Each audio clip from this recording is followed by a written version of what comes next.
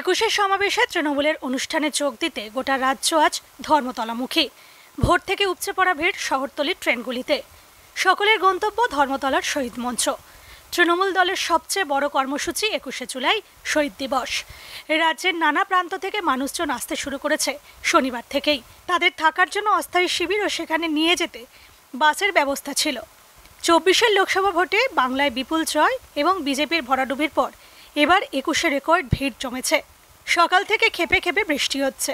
বৃষ্টিকে উপেক্ষা করেই লাখো মানুষের ভিড় ধর্মতলা চত্বরে। এদিন 56 নম্বর ওয়ার্ডের পুরপিতা তথা মেয়র পরিষদ সদস্য স্বপন সমাদ্দারের নেতৃত্বে এক বিশাল পদযাত্রা শহীদ সমাবেশের মূল মঞ্চে আসে। দলনেত্রী মমতা বন্দ্যোপাধ্যায় যে বার্তা দিলেন তা মেনেই আগামী দিনে চলবেন বলে জানান পুরপিতা। এদিনের এই মিছিলে স্থানীয় তৃণমূল নেতাকর্মীদের পাশাপাশি উপস্থিত ছিলেন মুকেশ সাউ।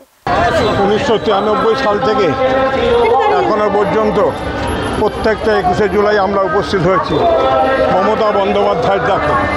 এবছর একদিকে শহীদ স্মৃতি তর্পণ, অপরদিকে সদ্য সমাপ্ত লোকসভা নির্বাচন এবং আমাদের বিধানসভার উপনির্বাচনে বিপুল পরিমাণে জনসমর্থন পাওয়ার জন্য বিজয় সমাবেশ।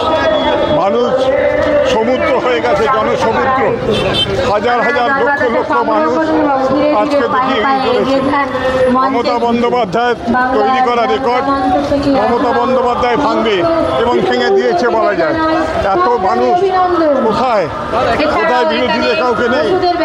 যারা মিথ্যে কথা বলে, মানুষকে বিভ্রান্ত করে, চটকদারি বিজ্ঞাপন দেয় পয়সার জোরে, তারা আজকে হারিয়ে গেছে। তাই আজকে বাংলায় মমতা বন্দ্যোপাধ্যায়ের বিকল্প কেউ নেই। মমতা বন্দ্যোপাধ্যায়ের কাজ, উন্নয়ন, অভিষেক বন্দ্যোপাধ্যায় দক্ষ সেনাপতিত্বে আমরা এগিয়ে যাব। আগামী 2026 বিরোধীদের হাঁটিয়ে দিয়ে, ছত্রখান করে দিয়ে তৃণমূল কংগ্রেস তাদের রেকর্ড ভেঙে আবার জয়যুক্ত হবে মানুষের আশীর্বাদ সহযোগিতা। ছিল আমাদের আবেগ, আমরা নিয়ে সবাই প্রস্তুত। প্রত্যেকটা মানুষ দেখতে পাচ্ছেন কত লোক, প্রত্যেকটা লোক ভালোবাসার আবেগ নিয়ে আমাদের সাথে এসেছে। আমাদের 56 নম্বর আমাদের পৌরপিতা এবং আমাদের MMIC সাহেব, মেয়র ইন কাউন্সিল সাহেব, শ্রী স্বপন সমাদ্দার সাহেব আমাদের সাথে আছে, নেতৃত্বে আমরা মিছিল করছি।